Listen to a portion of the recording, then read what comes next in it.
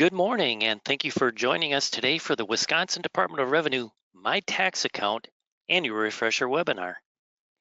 My name is Tom Rabine, and I'm the Quality Assurance Coordinator in our Customer Service Bureau.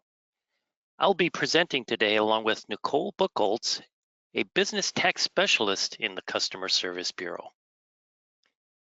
Among other things, today we're going to cover logging into my tax account, give an overview of key features of my tax account, and show you examples of filing and paying sales and use tax returns and withholding tax returns.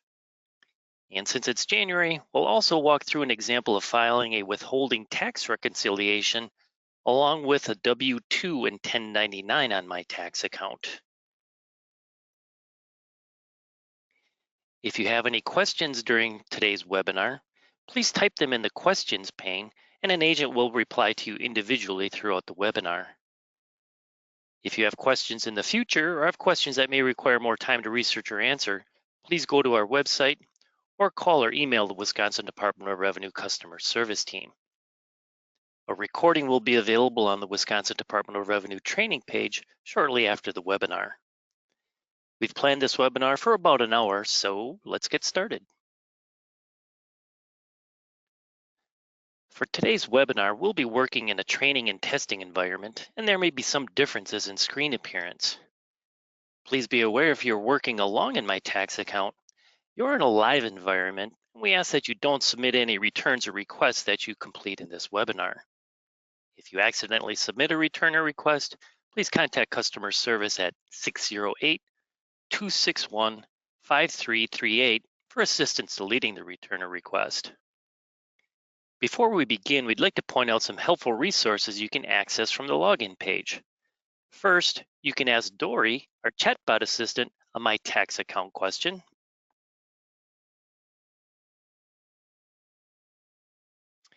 And I'll scroll down here, and in the Resources panel, we can click on Business Videos.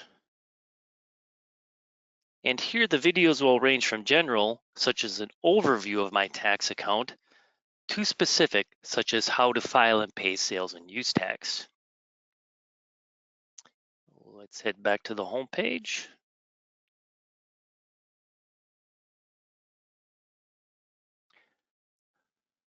Also note here that you can reset your password by clicking on this link. Or if you forgot your username, you can click on Forgot Your Username to have your username emailed to you.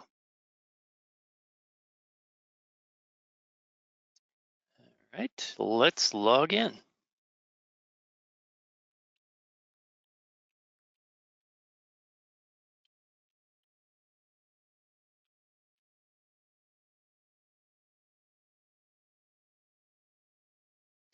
We'd like to mention that although you may have until the last day of the month to file your return, it might be beneficial to try and log into my tax account ahead of time.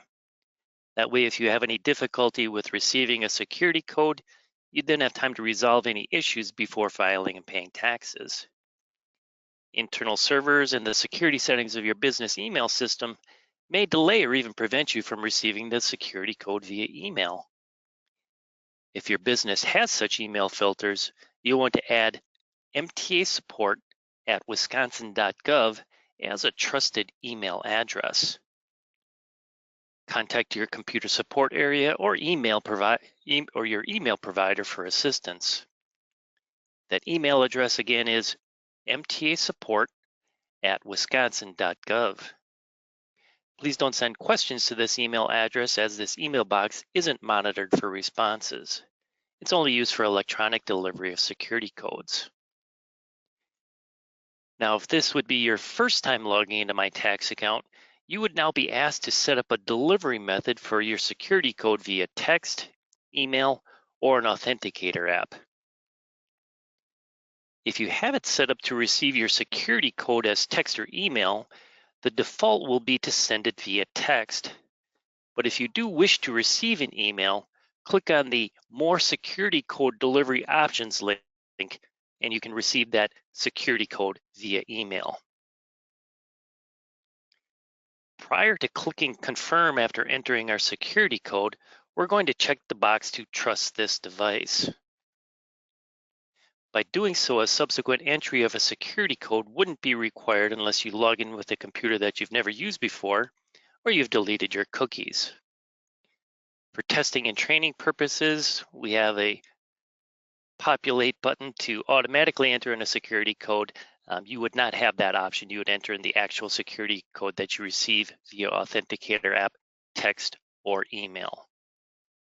All right, let's click on confirm to continue logging in. And now we're in my tax account. I'd like to point out one navigation item if I can before we start reviewing the different tabs. If I click on a link, for example, I'll just click on view periods. When I'm on a particular page in my tax account, if I wish to return home to the home page of my tax account, there isn't a specific home button here, but the words my tax account will return you to the home screen. So if I click in the blue bar at the top on my tax account, that'll return us to the home screen of your my tax account. So let's take a look at what we're seeing here, and we're going to look at these tabs moving from left to right. The first tab is a favorites tab, and I don't have favorites set up right now, but if I click on it, I'll give you an example of what it looks like. So if I wanted to set up a favorites tab, I'll click on manage. And let's say, for example, I'm only responsible for filing the sales tax. So I can click on sales tax and OK. And then when I log in, I'm only going to see the sales tax account. I still have access to all the other accounts from the summary tab, but in my initial login, I'd only see the sales and use. So I'm going to click on manage, and I'll undo that for the purposes of the webinar. I can just unclick here and OK. Most people will not set up favorites, and it will default to the summary tab. And underneath the summary tab, you see the different accounts that you have access to in my tax account. The first account here is business tax registration with a filing frequency of biennial. This isn't really a tax account. This is where you can go to when you initially register with the Department of Revenue, there's a $20 registration fee. If you haven't paid that yet, you can pay that in this account. Or every 2 years, there's a $10 renewal fee. That's where you can go to pay the business tax registration fee. And this account is fairly typical here with the sales and use tax account and withholding tax account. And what you'll notice here is the sales and use tax account for this particular business is a quarterly filer, and the withholding tax account, the filing frequency is also quarterly. So both of those business tax accounts are on a quarterly filing frequency. The links on this side of the page, we'll be accessing those a little bit later and explaining those during the webinar. So we'll be touching on those a little bit later. Let's continue with taking a look at our main tabs here. I'm going to click on Action Center. And the Action Center, it's going to indicate to you if you have any unread messages, unread letters, and let you know if what needs to be filed. For example, it's indicating here that our sales and use tax return and our withholding WT6 for the last period of 2024 is due by the end of the month, so it gives a reminder there. The next tab is settings. The main point I want to make here with settings is it allows you to change from paper to electronic delivery of mail. So if that is your preference, you can change that here. You can just switch it over to electronic. Make sure that you read the terms listed here underneath these bullet points, and you can save that to receive your mail electronically versus paper. I'll just cancel out of that for the purposes of the webinar.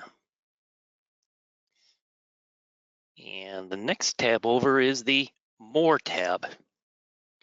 Let's take a closer look here.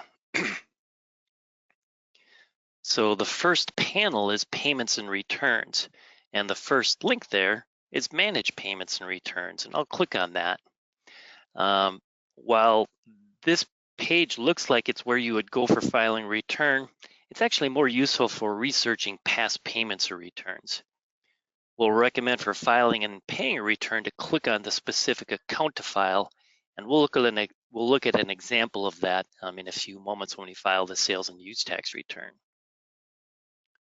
Let's go back. Request a payment plan is used if you are working with our compliance team. Same thing for view payment breakdown. Pay real estate transfer fees, typically used by municipalities. And the last link in this panel is view or cancel scheduled payments. Now you'll see this link actually at several different places throughout my tax account, but let's click on that now. So if you make a payment and you need to cancel it if it has not fully processed, this is where you'd go to cancel that payment. Let's go back. Let's take a look at the letters panel with a link that says view letters. And the letters that we would have sent you would be located within the letters folder. And very commonly, if you need a copy of your business tax registration certificate, and if you have a sales and use tax account, you need a copy of your seller's permit. A lot of times, most of the time, you should find those documents here that you can just print them at home. If it isn't here for whatever reason, certainly you can contact customer assistance and we can push one to your mailbox in my tax account.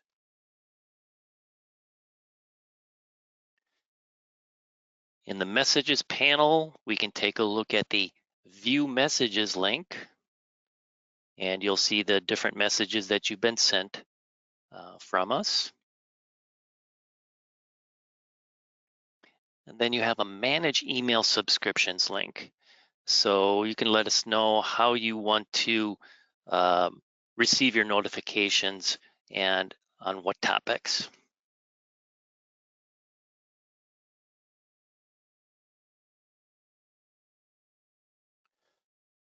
Let's take a look at the submissions panel.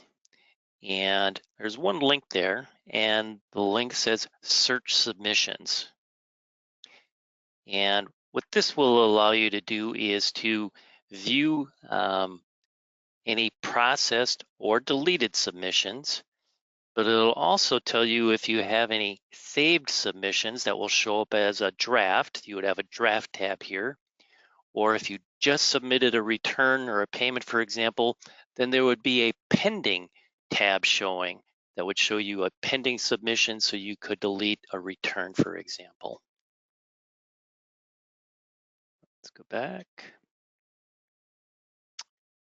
In the W-2 1099 submissions, there is a link for enter W-2 1099 information. This link also appears on the homepage underneath the withholding tax account, and Nicole will give you an example of how to file that a little bit later on in the webinar. Let's go to the names and addresses panel, and I'll click on manage names and addresses. And what you can do here is you can add a DBA name for your business if you wish.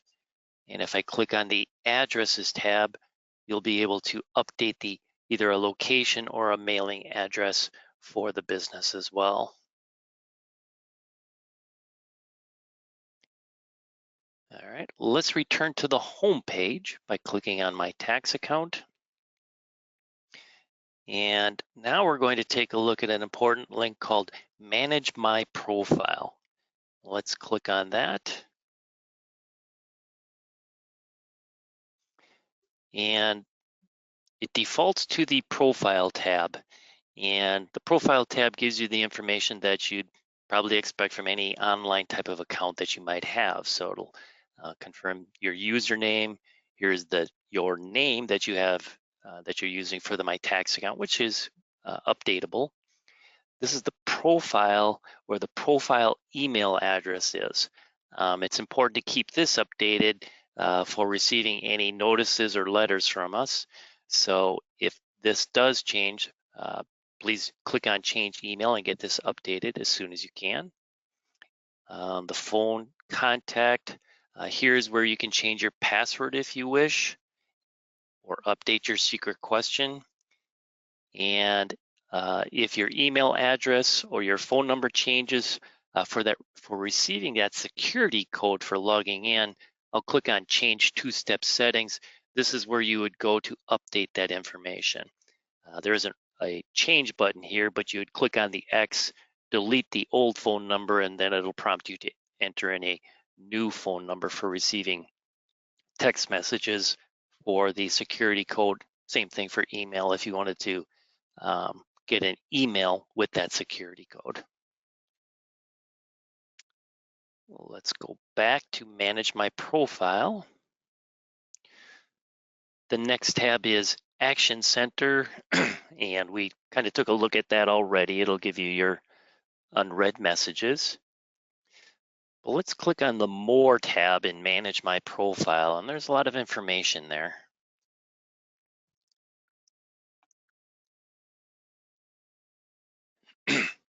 The first panel is Request Additional Access. And the first link there is Request Access to an Account. And I'll give you just a little scenario as to why you might use this Request Access to an Account link. For example, as a new business, you may just be registered for sales and use tax. But as your business grows, you now need to hire employees. So you'd register for a withholding tax account via the online registration on the Department of Revenue website. Once you've been assigned a withholding tax account number, this is where you'd add the withholding account to your existing My Tax account profile. So to do that, you'd click on Request Access to an Account, indicate that it's a business account that you're adding, click Next, and that will take you to a verification page. Basically, we're asking you to verify a piece of information to prove that you are indeed associated to this business.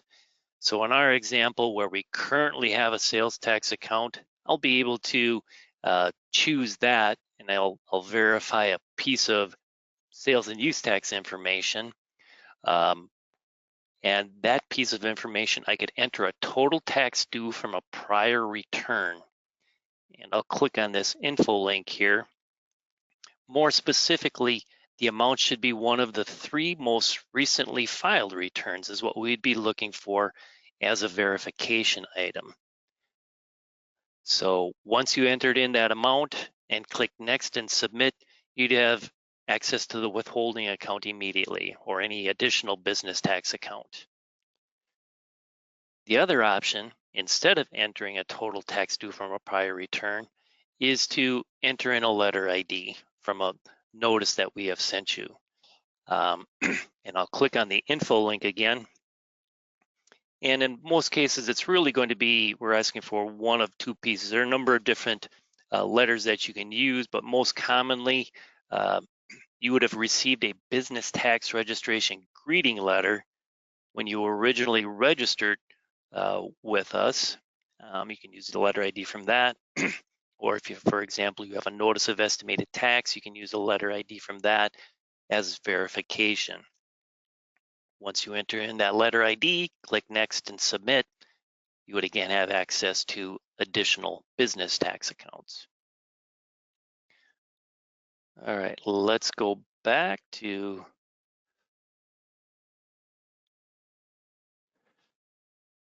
the More tab for Manage My Profile. And the next link is Request Access to a Third-Party Account. So this is where a third-party preparer would go to request access to your tax accounts.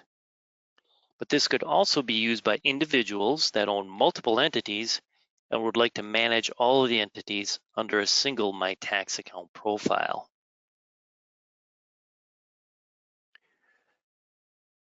Next panel is Payment Sources with a link that says Manage Payment Sources. So if you do have if you do have a saved payment source, this is where you would go to delete that payment source if you changed banks.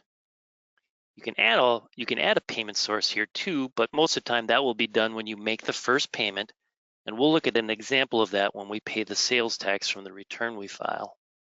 So there is a saved payment source here. Let me just click on that. And what I'll do is I'll remove this payment source. So again, we'll make believe that I no longer use this particular financial institution.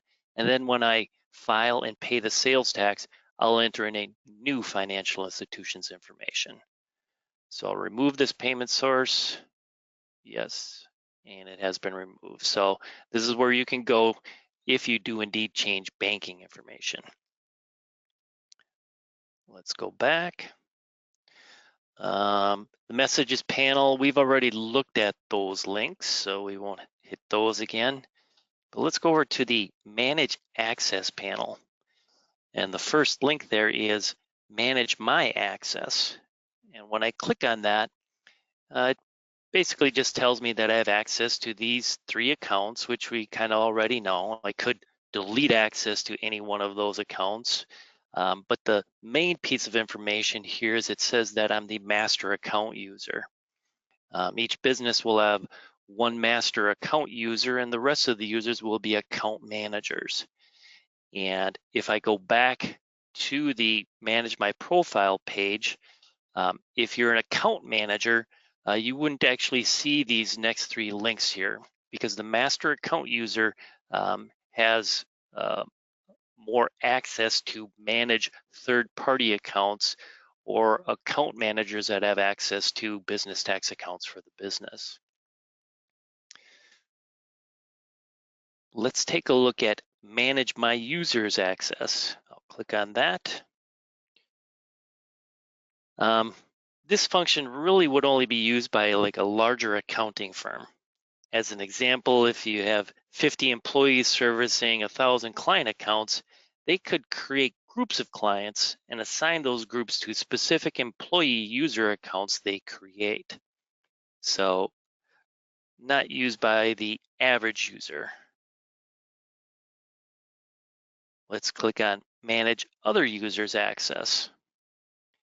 So if you are the master account holder for the business, you can view all the My Tax accounts registered for the business and manage a user's access level. So you can see this business has one account manager, so there's somebody else that does indeed have access to the My Tax account. The master account holder can manage this user's access.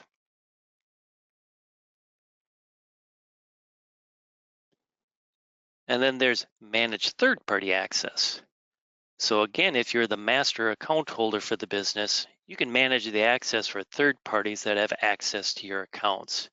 So here we see there is indeed a third party that has access to those accounts, so the master account holder can delete that access if they wish to.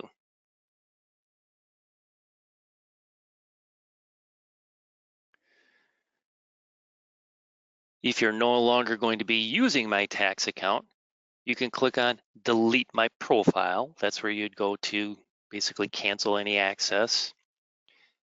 And the last link here listed is Close Accounts. And you're going to see this Close Accounts link at a number of different places within My Tax account. So if I click on that, what you'll do is you would choose a reason for closing an account, and you would be closing a specific account. So if you needed to close the withholding tax account, for example, you would click on the account ID, and then you would enter in a closure date and submit that, and we would inactivate that withholding tax account per your request. But I'll cancel out of that for now.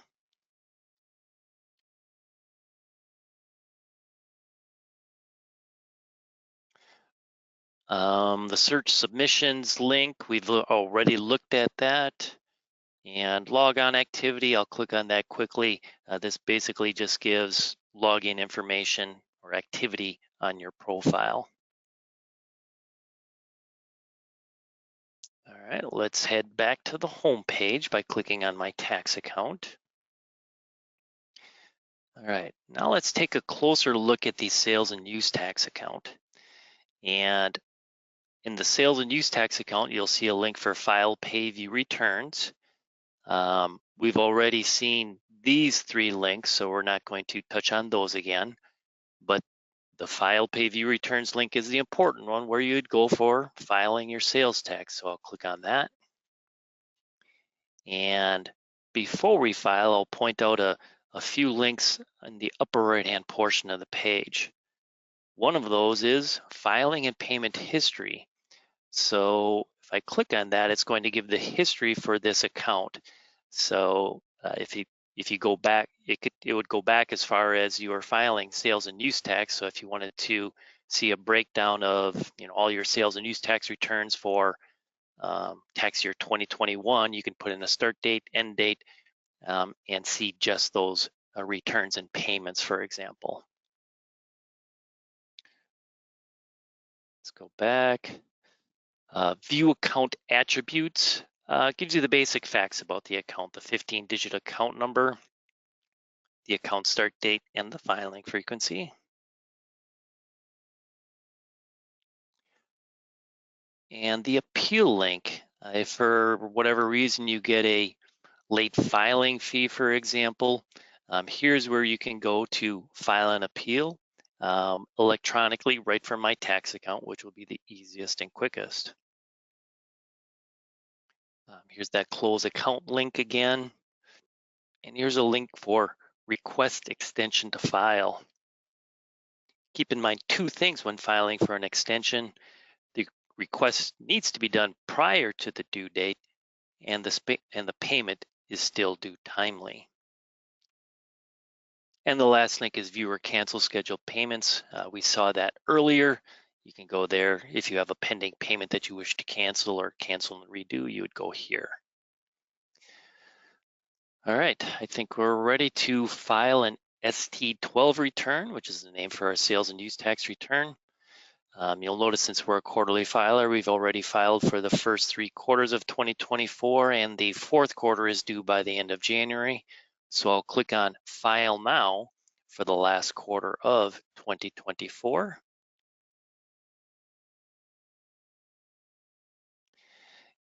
And a few important points here. We have a filing tips section.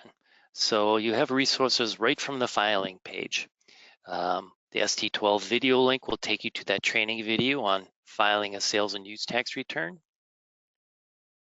The form instructions link will take you to our website to the document that will go through each step and provide instructions for each step. Common questions will take you to the common questions sales tax page, and the sales tax rate chart link will go to our website and take you to a chart that will list all of the counties in the state of Wisconsin and any type of sales tax that they have. So the first question is, do you plan to report 0 on every line? Well, if you do have an active My Tax account, but you just didn't have any sales for the period, we still want you to file a return in the amount of 0, so we know that. So if you need to file a return, but it's in the amount of 0, it's just a couple of steps. I'll click on yes, that I am going to file a 0 return. I'll click on next, and the summary page fills in all zeros, and I could submit. And that's all there is to filing a return in the amount of 0. But let's go back, and we will indeed file a return with a sales tax amount. So we'll leave the default at no, I'm not going to file a 0 return, and click next. And I'll just put in an amount here. If you have any subtractions here on lines 2, 3, and 4, of course, put those subtractions in. The line 5 other, the common use for that is if this number in line 1 includes a sales tax, you can subtract that out in line 5. And the system will automatically calculate for you. In fact, you can see here it's automatically calculating line 8 for state sales tax already.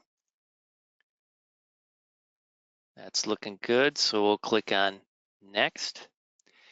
And now it's asking for purchases subject to state use tax. If you have questions on use tax, you can follow the link here for use tax information, which will take you to a common questions page on our website. For our example, we're going to leave it at 0. We do not have any use tax to put on the form. And I'll click on Next. Do you have any county tax to report? Most of the counties do have county tax, and for our example, we're located in Milwaukee County. The system is telling us that our seller's permit that we have on file the location is located in Milwaukee County, and it's indicating the amount of county tax for Milwaukee County. And um, it'll pull forward any counties that you've filed with in the past.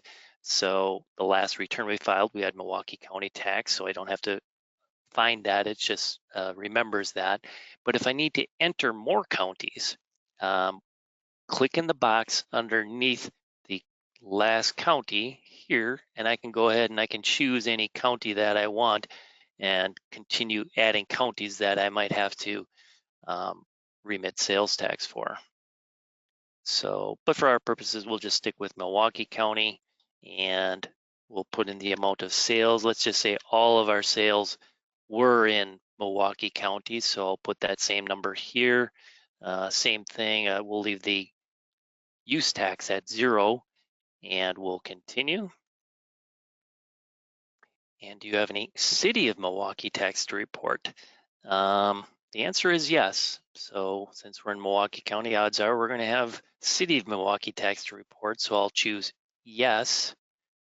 And we'll just say all of our sales were in or into the City of Milwaukee. And again, no use tax for this particular example. And I'll click on Next. And that takes us to the summary page. So it's going to indicate the amount of state sales tax, county sales tax, and city sales tax. One other amount I'll point out here, estimated discount. If you file on time and pay on time, there will be a discount applied to the amount that you owe for your sales and use tax return, this ST12 that we're filing. So all the calculations are done for us. Do you want to receive a confirmation email? I'll choose yes. Click on submit. And I'll agree to the attestation. And that'll take us to the confirmation page.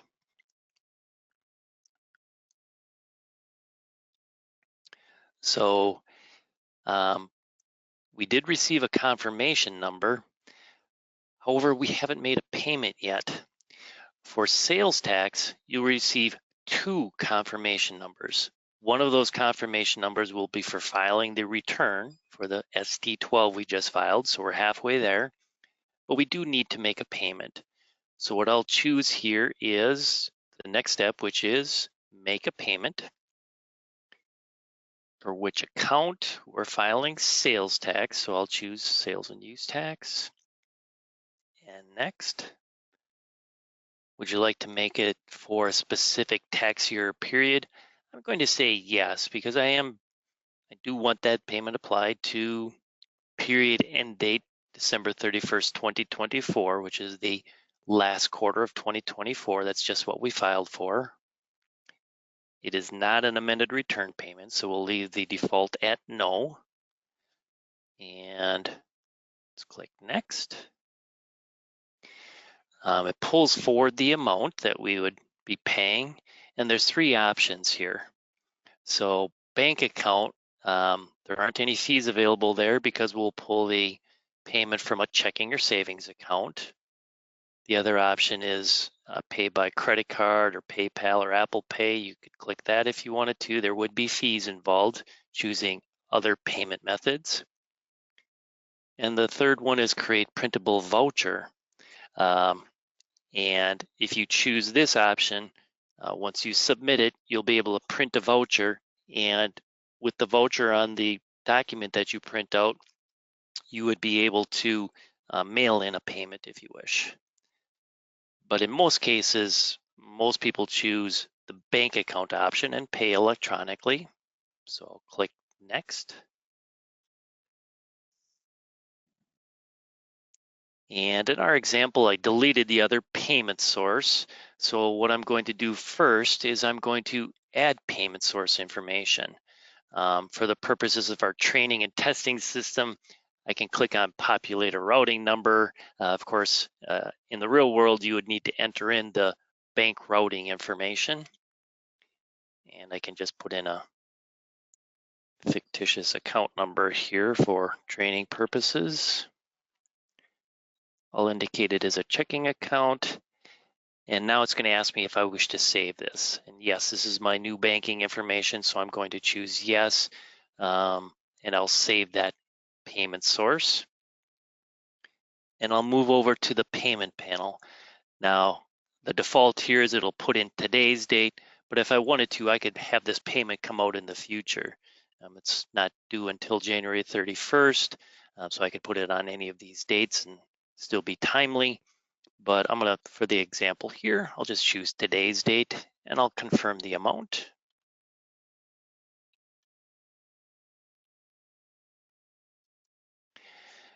And in the notes box, I'd like to point out that you must authorize payment before 4 p.m. Central Time on the payment due date for timely payment. So to receive your discount and not get any interest charges, you'd want to make sure that payment is submitted before 4 p.m. on the due date. Okay, looks like we have everything here. So I am going to submit this.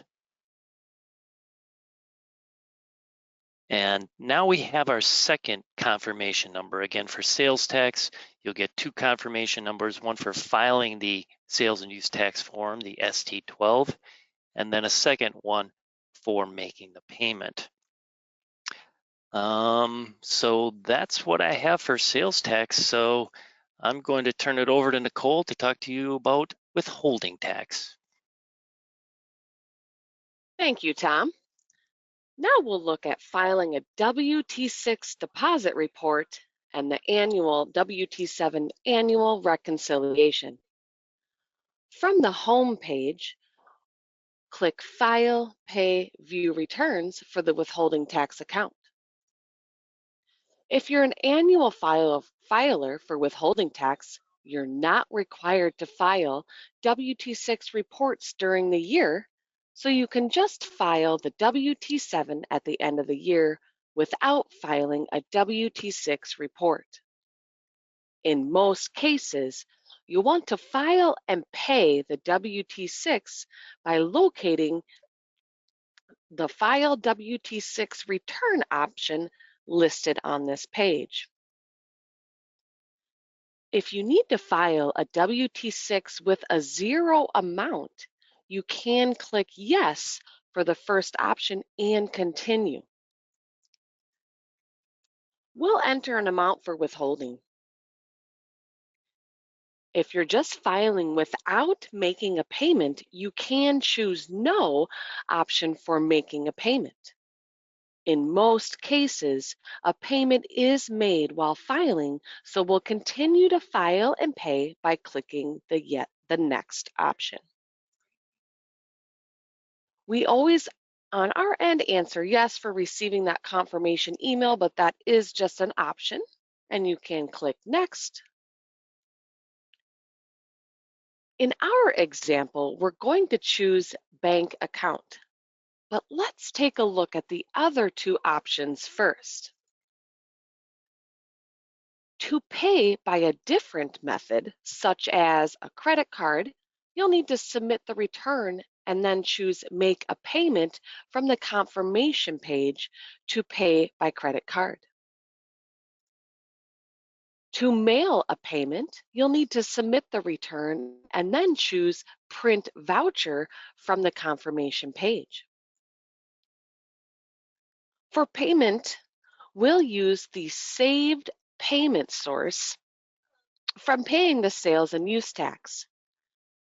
If you want, you can choose a payment date in the future, but for our example, we'll choose today's date.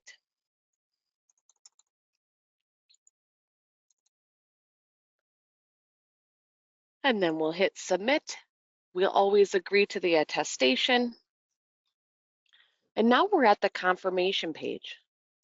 Please notice how this is different from filing and paying sales and use tax. For withholding tax, we have a single confirmation number for filing the return and making the payment. Now filing the W-T7, we'll go back to the home page. So we'll return to the withholding account to review how to file the W-T7 annual withholding tax reconciliation. We'll use the same link, the File, Pay, View Returns, and then you'll click on the File W-T7 Return link. Please note the filing tips section where you can get more information, including form instructions, common questions, EFW2 transfer, and of course, the withholding tax update link.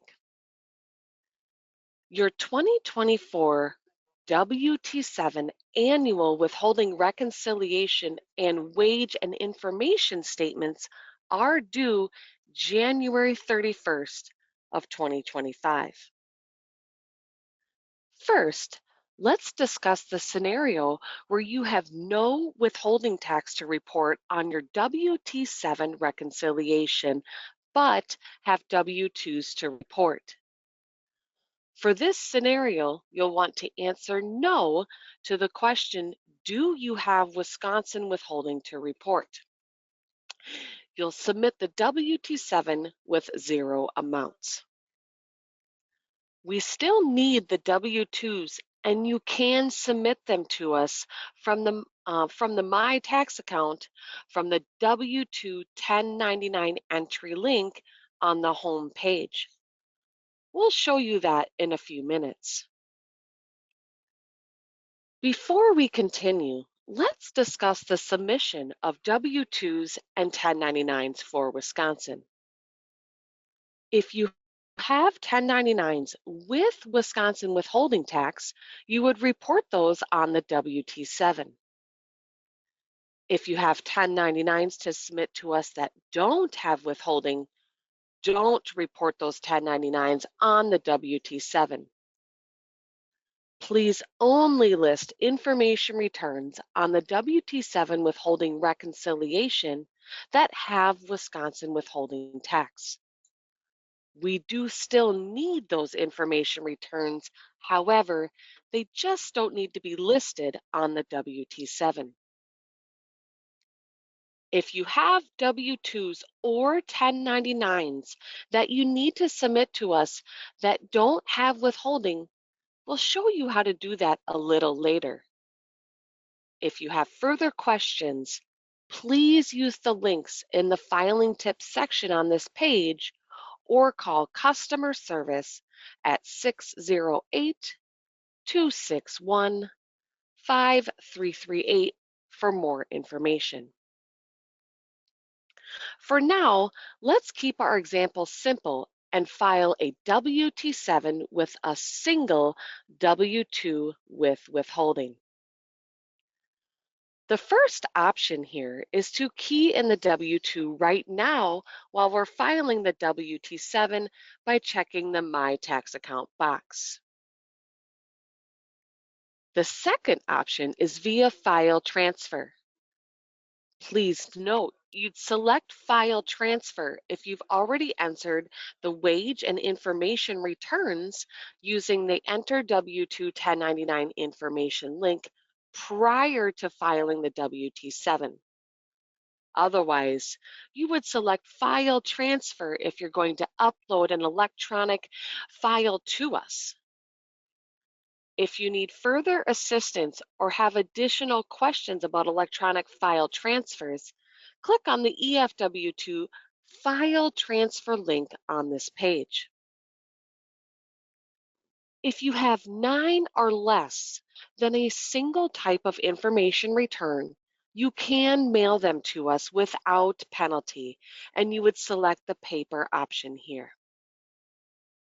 But for our example, we'll key in the W-2 while filing the W-T7. So once you get to this question, you'll answer yes. Are you entering W-2s? We'll scroll down to find the link Add W-2.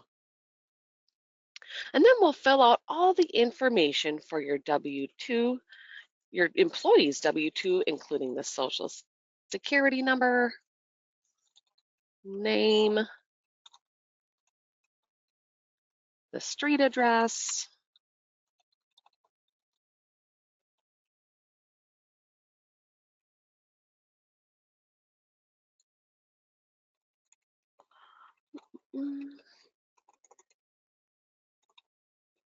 all right. And then we'll scroll down and key in all of the financial information for your employee's W-2. For our example, to save a little time, we're just going to key in box 1,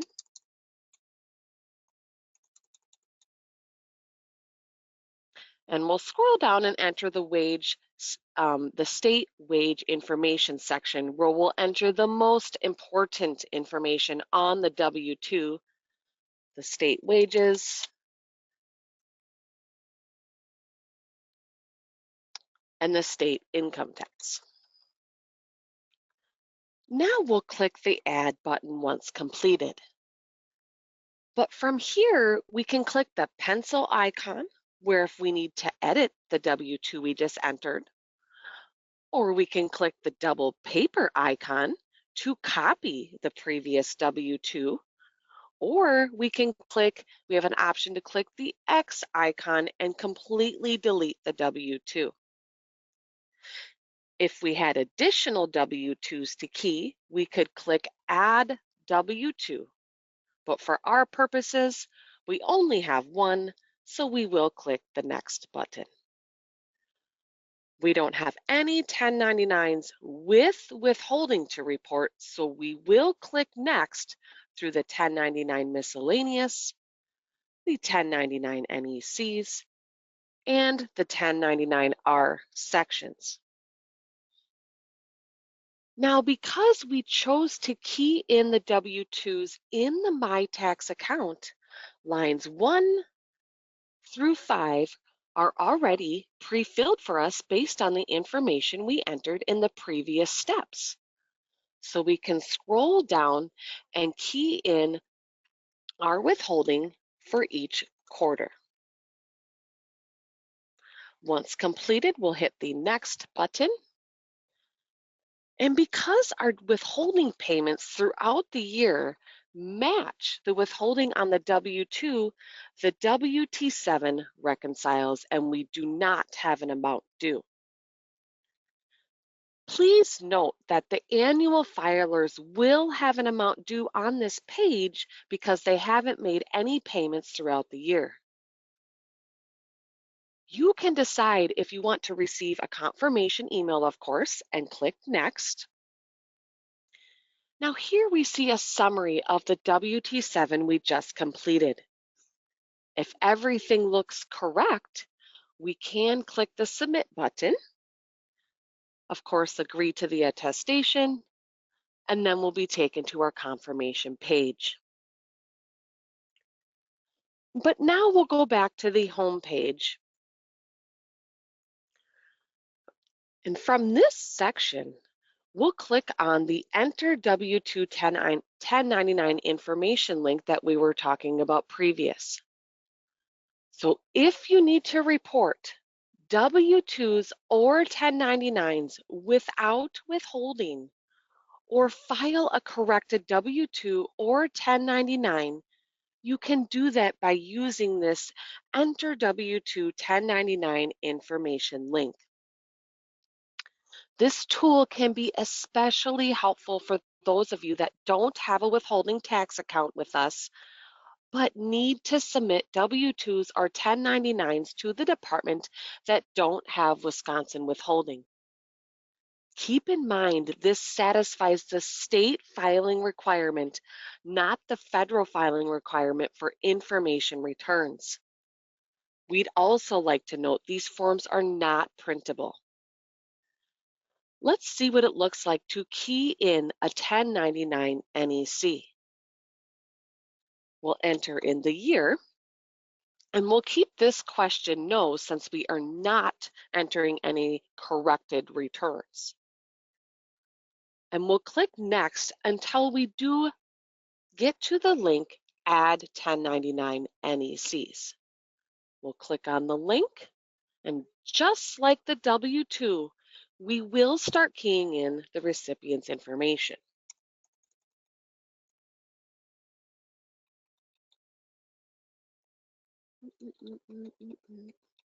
The name, street address,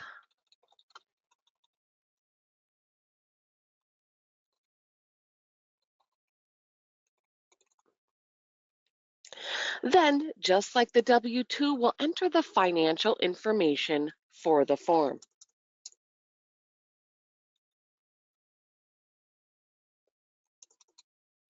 Once completed, we'll click the Add button.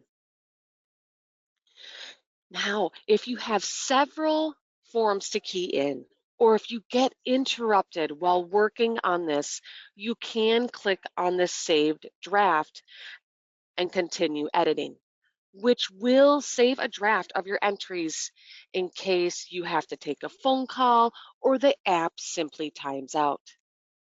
If you're going to leave and continue later, choose Finish Later and you can come back and pick up where you left off. You'll be able to pick up later by accessing the Search Submissions link from your More tab on the home page. And here is our W-2 entry. You just click on it and continue editing, and you simply pick up right where you left off. Well, that's it for withholding, so let's send it back to Tom for a few more closing remarks.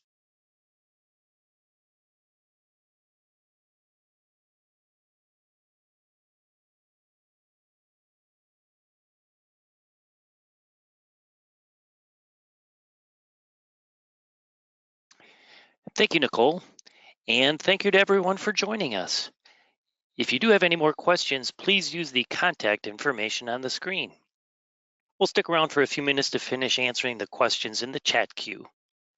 There's also a brief exit survey when you leave the webinar, but before you go, just a couple of reminders. Whenever your email or contact information changes, please update it in the Manage My Profile page.